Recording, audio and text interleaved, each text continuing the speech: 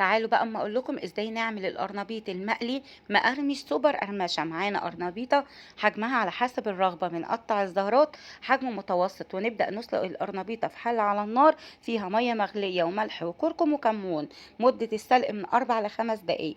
وبعد كده نبدا نحضر خلطه القرمشه، عباره عن 3 كوبايات من الدقيق، معلقتين كبار من النشا، معلقه كبيره من الملح، معلقه صغيره من الكمون والكركم والسبع البهارات والبابريكا والشطه والفلفل الاسود، ومعلقه صغيره من البيكنج باودر. وبعد كده هنقسم الخلطه على طبقين، هنحط في طبق منهم توم وخضره على حسب الرغبه وميه، ونخليها كده قوامها متوسط. ننزل بالقرنبيط في الخلطه السائله، وبعد كده بنحطها في الخلطه الناشفه، وبعد كده على زيت غزير يكون سخن جدا على نار متوسطه نقلي القرنبيط. هيطلع معانا مقرمش ولونه خطير وطعمه تحفه. ولو عايزين تشوفوا الوصفه بشرح تفصيلي اكتر ادخلوا على القناه، وما تنسوش تعملوا لايك واشتراك، وبالهنا.